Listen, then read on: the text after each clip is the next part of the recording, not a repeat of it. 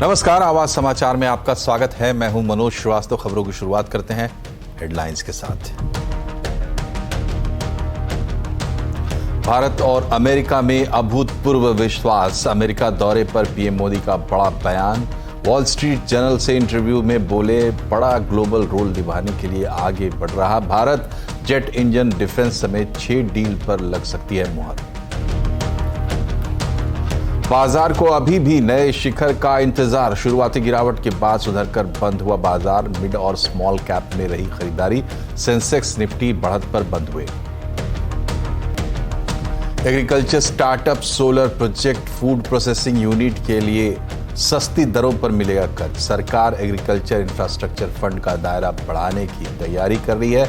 5 से 6 नई scheme fund में जुड़ेंगी।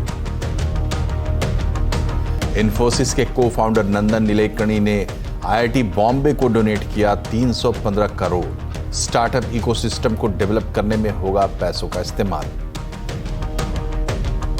बिहार और यूपी में हीट वेव से हालात खराब। स्वास्थ्य मंत्री मनसुख मांडविया ने की बैठक, केंद्र भेजेगी टीमें। इधर राजस्थान में बारिश से बिगड़े हालात। पुरी से लेकर अहमदाबाद तक भगवान जगन्नाथ की रथ यात्रा की धूम। रथ खींचने के लिए श्रद्धालुओं में उत्साह। अहमदाबाद के जगन्नाथ मंदिर में गृह मंत्री अमित शाह ने मंगल आरती में हिस्सा लिया।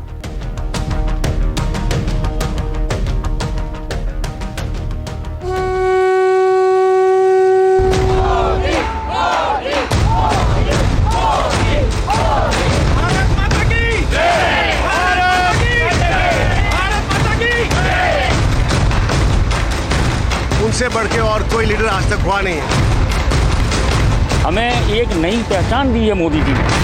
प्रधानमंत्री ने पूरे विश्व में ही अपने इंडिया को वर्ल्ड मैप पे डाला है। बहुत ज़्यादा कोशिश करी और योगा को मतलब एक पूरा वर्ल्ड उन्होंने नेम बनाया है।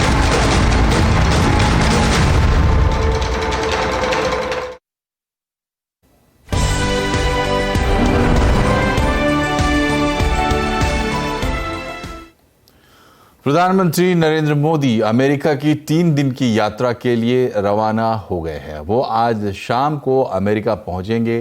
ये पीएम मोदी की अमेरिका में पहली स्टेट विजिट है। अमेरिकी राष्ट्रपति जो बाइडेन ने उन्हें स्टेट विजिट के लिए आमंत्रित किया था। पीएम मोदी भारतीय प्रधानमंत्री और तीसरे बड़े नेता हैं जिन्हें अमेरिका की तरफ से इस विजिट के लिए आमंत्रित किया गया है। इससे पहले 1963 में राष्ट्रपति सर्वपल्ली राधाकृष्णन और 2009 में पूर्व प्रधानमंत्री मनमोहन सिंह स्टेट विजिट पर अमेरिका गए थे। यही वजह है कि पीएम मोदी के पिछले 7 अमेरिकी दौरों की तुलना में ये यात्रा बेहद खास और अहम है। अमेरिका रवाना होने से पहले पीएम मोदी ने ट्वीट किया। उन्होंने कहा कि भारत और अमेरिका के बीच गहरे संबंध है और हर क्षेत्र में दोनों देशों की भागीदारी लगातार बढ़ रही है। दोनों देश इंडो पैसिफिक को फ्री और ओपन बनाने की तरफ मिलकर काम कर रहे हैं। अमेरिकी राष्ट्रपति जो बाइडेन और दूसरे यूएस नेताओं के साथ बातचीत इस रिश्ते को आगे लेकर जाएगी।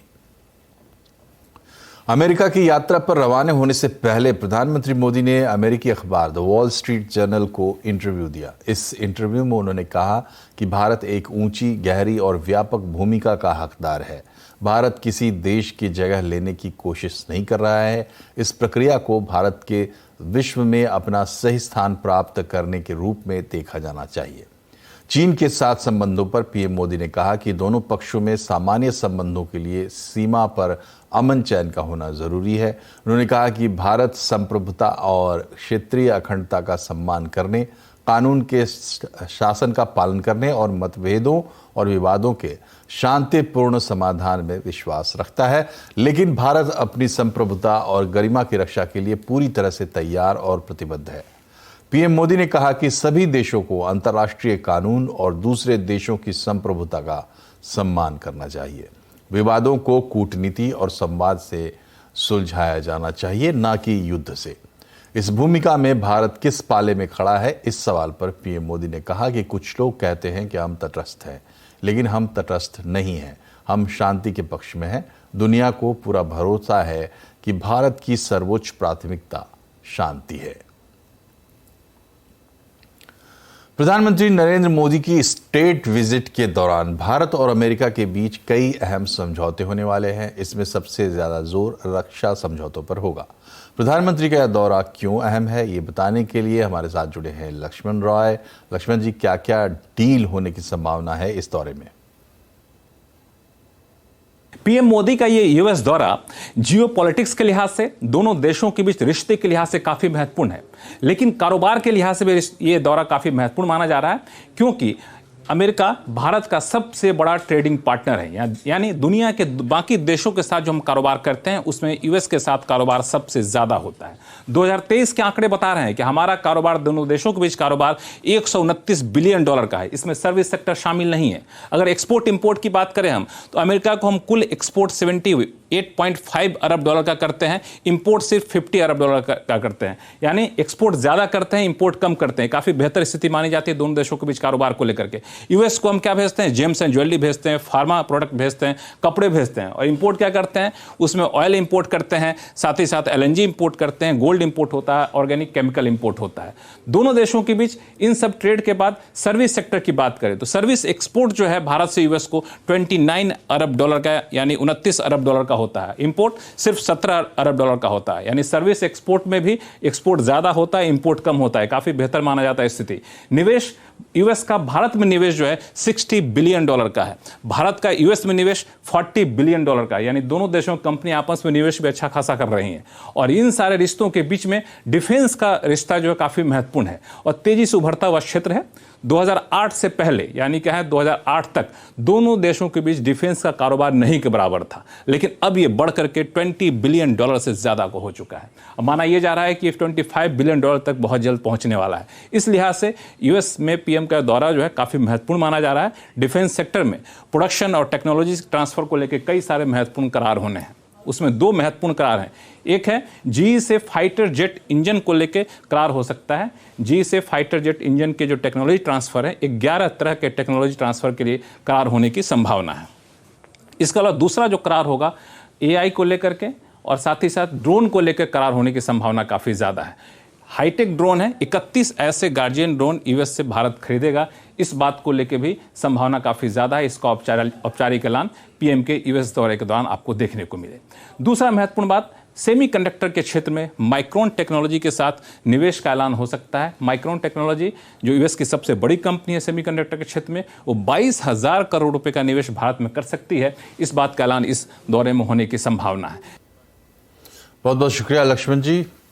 प्रधानमंत्री नरेंद्र मोदी 21 जून को योग दिवस के मौके पर संयुक्त राष्ट्र के मुख्यालय में योग करेंगे। देखिए न्यूयॉर्क स्थित यूएन हेडक्वार्टर से उसके उस पार्क पर एक रिपोर्ट, जहां पीएम मोदी वीवीआईपीज़ के साथ योग करेंगे।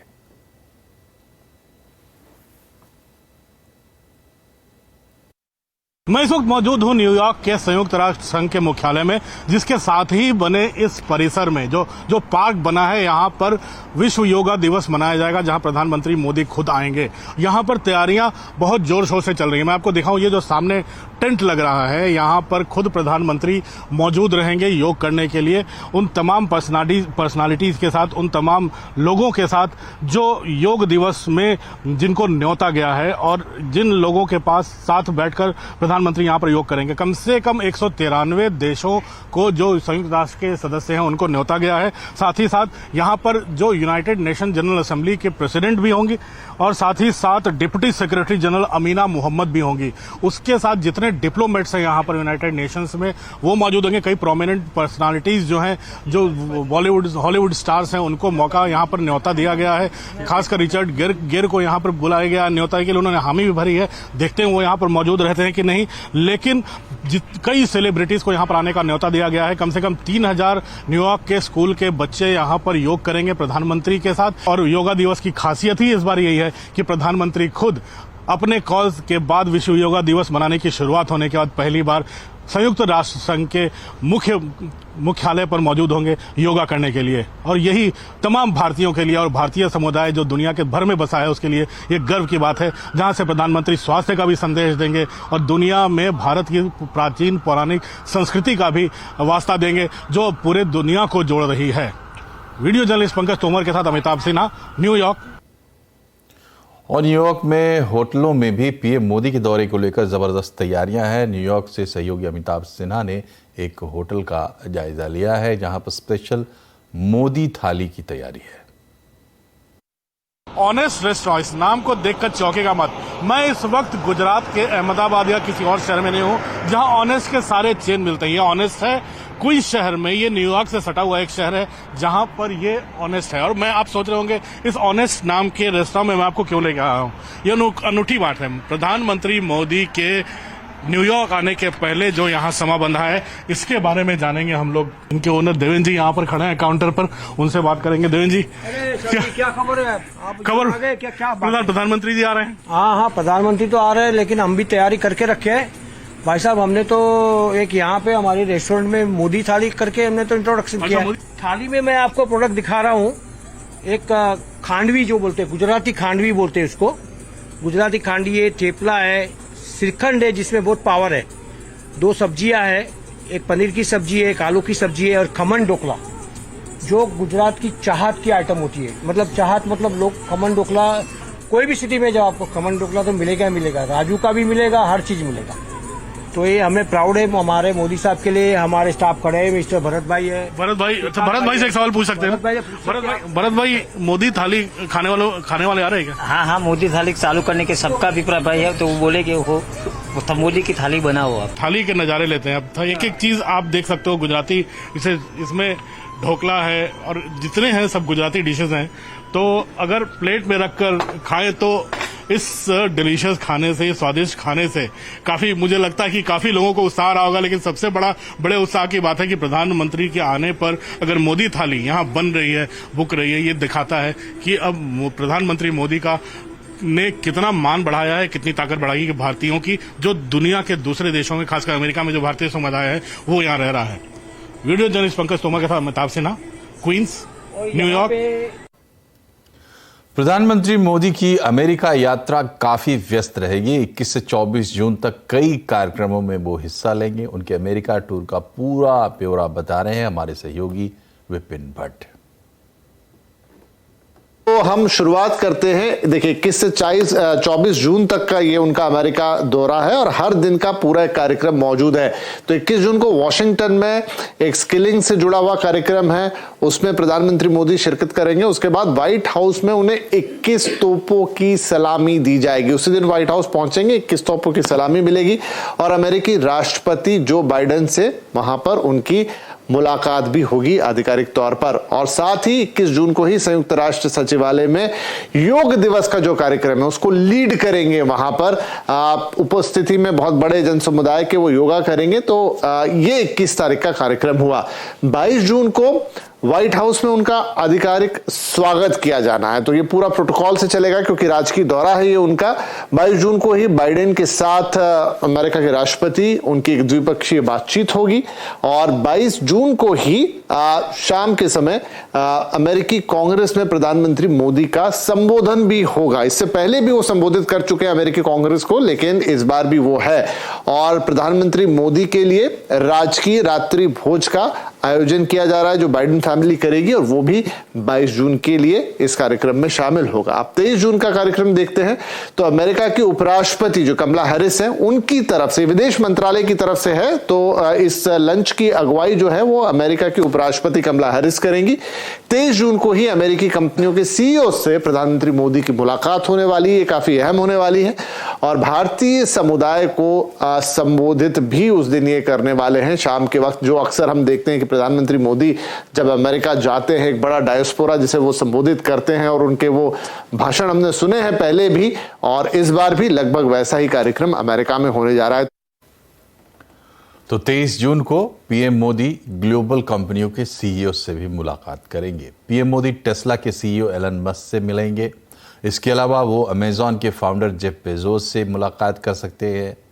गूगल के सीईओ सुंदर पिचाई और बोइंग के सीईओ डेव कॉलहॉर्न से भी मोदी की मुलाकात हो सकती है। इसके अलावा माइकॉन के टेक्नोलॉजी के सीईओ संजय मल्होत्रा, जीई के सीईओ लॉरेंस कल्प जूनियर और अप्लाइड मटेरियल्स के गैरी डिकर्सन से भी मोदी की मुलाकात होने वाली है। और प्रधानमंत्री के अमेरिका दौरे पर चुनिंदा आइटम्स पर जीरो ड्यूटी वाले एक्सपोर्ट रिजीम को फिर से बहाल करने पर बात बन सकती है। हमें सूत्रों से जानकारी मिल रही है कि भारत की तरफ से ट्रेड डील के दौरान जनरलाइज सिस्टम ऑफ प्रेफरेंसेस यानी जीएसपी प्रोग्राम का मुद्दा उठाया जा सकता है। डिटेल समझते हैं आलोक प्रियदर्शी से। बताइए आलोक, जीएसपी पर क्या उम्मीद है? बिल्कुल, देखिए, प्रधानमंत्री नरेंद्र मोदी के आज से शुरू हुए अमेरिकी दौरे में auto parts, James and jewellery, leather product और टेक्सटाइल मटेरियल जैसे आइटम्स का एक्सपोर्ट करने वाले कारोबारियों के लिए अच्छी खबर आ सकती है।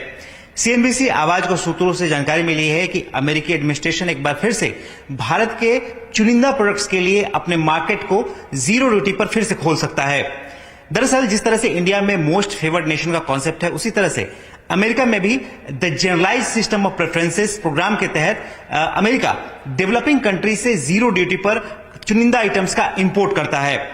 उसी के तहत भारत से भी करीब 2000 आइटम लगातार एक्सपोर्ट हो रहे थे, लेकिन ट्रंप सरकार ने 2019 में इस पूरे प्रोग्राम को एक तरह से रद्द कर दिया था और ये दलील देते हुए कि भारत को अब जो है डेवलपिंग कंट्री से की जगह डेवलप्ड कंट्री माना जाना चाहिए और इसके तहत इस जीएसपी सिस्टम को एक तरह से डिसकंटिन्यू कर दिया था। लेकिन उसके बाद से भारत सरकार की तरफ से लगातार इस पर परस्यू किया जा रहा था और जो हमें सूत्रों से जानकारी मिली है कि एक बार फिर से जो ये जीएसपी प्रोग्राम है इसको फिर से रीस्टोर करने पर फैसला हो सकता है, जिसके बाद जो एक तरह से कहें कि करीब जो 2000 के करीब आइटम है उनको बहुत ही एक तरह से जीरो ड्यूटी पर ये तमाम आइटम्स अमेरिका में एक्सपोर्ट हो सकेंगे। हालांकि अभी भी अमेरिका में ये तमाम प्रोडक्ट्स एक्सपोर्ट होते हैं, लेकिन किसी पर, जैसे कि अगर हम बात करें ऑटो पार्ट्स पर, तो 2.5% की एक्सपोर्ट ड्यूटी लगती है। इसके अलावा लेदर पर करीब 5.5%। इस तरह से अलग अलग चीजों पर अलग अलग ड्यूटी लगती है, लेकिन इसकी वजह से जो एक्सपोर्टर्स थे वो थोड़ा सा उनका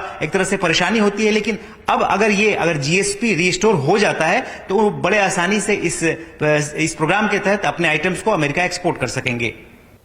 बहुत बहुत शुक्रिया आलोक। प्रधानमंत्री नरेंद्र मोदी का इस बार का यूएस दौरा कितना अहम है और इससे कितनी पक्की होगी दोनों देशों की दोस्ती? आज आवाज अड्डा में इसी पर होगी बड़ी चर्चा, शाम 7:57 पर। और अब बात करते हैं बाजार की। फिर निफ्टी एक्सपायरी के दिन बाजार में रिकवरी रही। बाजार आज बढ़त पर बंद हुआ। सेंसेक्स 159 अंक चढ़कर 63,328 पर बंद हुआ। निफ्टी 61 अंक चढ़कर 18,817 पर बंद हुआ। आज सबसे ज़्यादा खरीदारी मिड कैप स्मॉल कैप शेयरों में रही। वहीं आईटी ऑटो मेटल इंडेक्स बढ़त पर बंद हुए हैं। मार्केट का हाल समझते हैं यतीन मोता से। बताएं यतीन, लूजर्स और गेनर्स का हिसाब किताब आज का। तो आज बाजार में ज़बरदस्त रिकवरी, निफ्टी नीचे से लगभग 150 पॉइंट बढ़ी। और आज अगर हम निफ्टी के गेनर्स की बात करें तो बहुत ही दिलचस्प नाम आपको दिखाई देंगे। टाटा मोटर्स बहुत ही ज़बरदस्त 52 वीक हाई लगाता हुआ ये शेयर दिख रहा है, 3% ऊपर आज बंद हुआ। इसके अलावा HCL टेक्नोलॉजीज, पावर ग्रिड और फिर से एक बार HDFC लाइफ जैसे शेयर्स में आपने 2 से 2.5% की तेजी देखी। लूजिंग साइड पे बजाज फाइनेंस और बजाज फिनसर्व, इन दोनों स्टॉक्स में 1-1.5% की मंदी देखी आपने। सन फार्मा और महिंद्रा में भी आपने छोटे मोटे सेल्स फ्लोज देखे, लेकिन एक्शन जबरदस्त मिड कैप स्टॉक्स में रहा। आज ब्लॉक डील के बाद जमुना ऑटो का शेयर चढ़ता हुआ दिखाई पड़ा, लगभग 10%। फैक्ट, एम्बर एंटरप्राइजेज और मझगांव शिप जो डिफेंस सेक्टर से, यहां भी आपने अच्छी खासी तेजी देखी। मिड कैप लूजर्स की बात करें तो यहां सेबी के इश्यूज की वजह से और सैट में रिलीफ ना मिलने के कारण जी एंटरटेनमेंट का शेयर लगभग 6.5% गिरा। IIFL फाइनेंस में भी आपने सेबी के ऑर्डर के बाद लगभग 6% तक का इंट्राडे सेंटिमेंटल नेगेटिव बायस देखा। और कल्याण ज्वेलर्स में भी रनअप के बाद थोड़ा बहुत प्रॉफिट टेकिंग का मूड माहौल रहा। शुक्रिया यतीन। नेपियन कैपिटल के को फाउंडर और मैनेजिंग पार्टनर गौतम त्रिवेदी का कहना है कि इस साल $600 करोड़ विदेशी इनफ्लो भारत में आएगा और ये निवेश आगे भी आता रहेगा। उन्होंने आगे कहा कि विदेशी निवेशकों की भारत में दिलचस्पी बढ़ी है और चीन से असंतुष्ट निवेशक भी भारत आ रहे हैं। एलोकेटर्स का जो फीडबैक था मुझे लगा कि इंडिया के लिए बहुत ही पॉजिटिव है।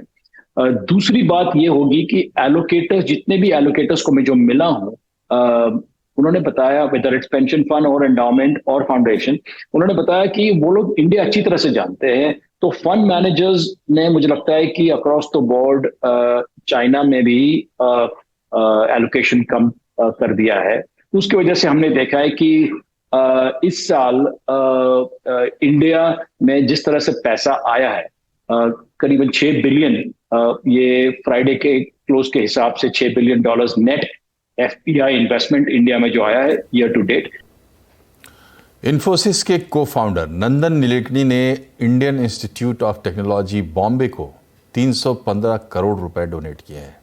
इंस्टीट्यूशन के साथ जुड़े रहने के 50 साल के उपलक्ष्य में नंदन नीलेकणी ने डोनेशन दिया है। नीलेकणी ने IIT बॉम्बे से इलेक्ट्रिकल इंजीनियरिंग की है। अब तक नीलेकणी IIT बॉम्बे को 400 करोड़ रुपए डोनेट कर चुके हैं। देश के किसी भी इंस्टीट्यूशन को उसके किसी पूर्व छात्र ने अब तक जो पैसा दिया है वो सबसे ज़्यादा ये डोनेशन है। इस मौके पर नीलेकणी ने कहा कि IIT बॉम्बे उनके जीवन की आधारशिला रहा है।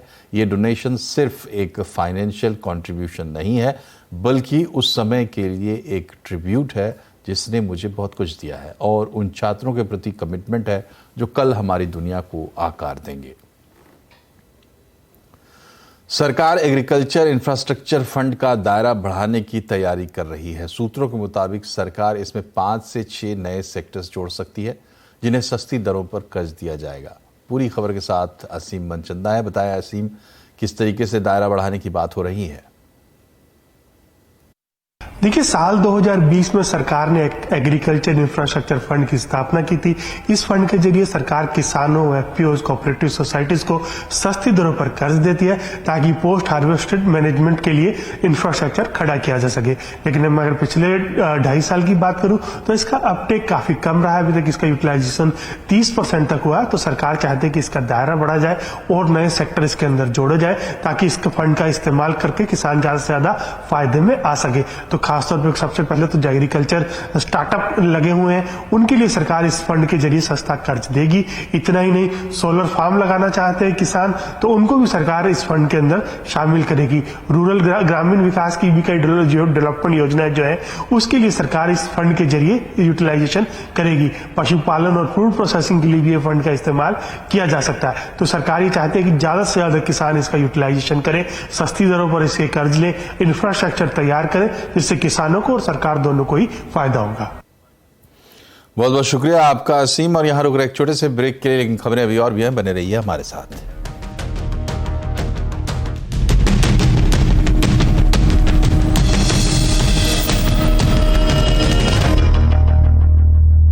IIFL Finance। ब्रेक के बाद एक बार फिर से आपका स्वागत है आवाज समाचार में। फिल्म आदि पुरुष बॉक्स ऑफिस पर मंडे टेस्ट में बुरी तरह पिट गई। ट्रेड एनालिस्ट तरन आदर्श ने एक ट्वीट कर कहा कि फिल्म का निगेटिव फीडबैक आखिर इस पर भारी पड़ा। शुरुआती 3 दिन में अच्छी कमाई करने के बाद सोमवार को आदि पुरुष ढह गई। मीडिया रिपोर्ट्स के मुताबिक सोमवार को गिरावट 70% से ज्यादा है। दरअसल फिल्म अपने खराब डायलॉग्स, किरदारों के ऊटपटांग चित्रण की वजह से निशाने पर रही है। आज भगवान जगन्नाथ की रथ यात्रा की शुरुआत हो चुकी है। ये यात्रा हर साल आषाढ़ मास के शुक्ल पक्ष की द्वितीय तिथि को निकाली जाती है। इस यात्रा में भगवान जगन्नाथ, उनके भाई बलभद्र और बहन सुभद्रा विशालकाय रथ से गुंडेचा मंदिर जाते हैं। वहाँ 7 दिनों तक विश्राम करने के बाद फिर जगन्नाथपुरी मंदिर वापस लौट आते हैं। इस अवसर पर गुजरात के मुख्यमंत्री भूपेंद्र पटेल ने भी सुबह 5 बजे अहमदाबाद में जगन्नाथ मंदिर में पूजा अर्चना की। इसके बाद कृष्ण, बहन सुभद्रा और भाई बलभद्र के रथ का प्रस्थान करवाया। और अहमदाबाद में भगवान जगन्नाथ की रथ यात्रा के दौरान बड़ा हादसा हो गया। यहाँ एक बिल्डिंग की बालकनी टूटने से कई लोग नीचे गिर गए हैं। रथ यात्रा को देखने के लिए भारी संख्या में लोग एक बिल्डिंग की 3री मंजिल की बालकनी में खड़े थे, तभी अचानक बालकनी टूट गई। इस हादसे में एक व्यक्ति की मौत हो गई जबकि 24 लोग घायल हुए हैं। इसमें कई की हालत बेहद नाजुक बताई जा रही है। बताया जा रहा है कि जिस जर्जर बिल्डिंग की बालकनी गिरी है उसे पहले ही नोटिस जारी कर दिया गया था। उत्तर भारत के कुछ हिस्से इन दिनों भीषण गर्मी की चपेट में हैं, जहां अब तक भीषण गर्मी और लू की चपेट में आने से सैकड़ों लोगों की मौत भी हो चुकी है। इसी बीच दिल्ली में केंद्रीय स्वास्थ्य मंत्री डॉक्टर मनसुख मांडविया ने एक बैठक बुलाई। यहां इस उच्च स्तरीय बैठक में हीट वेव से निपटने के लिए की जा रही स्वास्थ्य तैयारियों की समीक्षा की गई और प्रभावित राज्यों तक स्पेशल टीमें भेजने की बात भी कही गई। वहीं मांडविया की बुलाई गई इस बैठक में तमाम बड़े अधिकारी मौजूद रहे। दरअसल हीट वेव से अब तक पूर्वी उत्तर प्रदेश और बिहार में मिलाकर 100 से ज़्यादा लोगों की मौत हो चुकी है। कई लोग अस्पताल में अभी भी भर्ती हैं। बिपरजॉय तूफान के बाद बारिश ने राजस्थान में भारी तबाही मचा दी है। राजस्थान के अजमेर की अगर बात करें तो यहाँ लगातार बारिश हो रही है। पेट्रोल पंप से लेकर मकानों तक में पानी भर गया है। बाड़मेर और जालौर में भी भयंकर बारिश हो रही है। आलम यह है कि मूसलाधार बारिश की वजह से रेगिस्तान में सैलाब सा नज़ारा बन गया है। वहीं अभी आगे भी इससे निजात मिलने की कोई उम्मीद फिलहाल नहीं है। मौसम विभाग ने अजमेर, जयपुर, भीलवाड़ा, चित्तौड़गढ़, झालावाड़ समेत राजस्थान के कई जिलों में भारी बारिश की चेतावनी जारी की है। और इसी के साथ बुलेटिन में फिलहाल इतना ही, लेकिन खबरों पर अपडेट रहिए, जुड़े रहिए CNBC आवाज से ट्विटर, फेसबुक और यूट्यूब के जरिए। नमस्कार।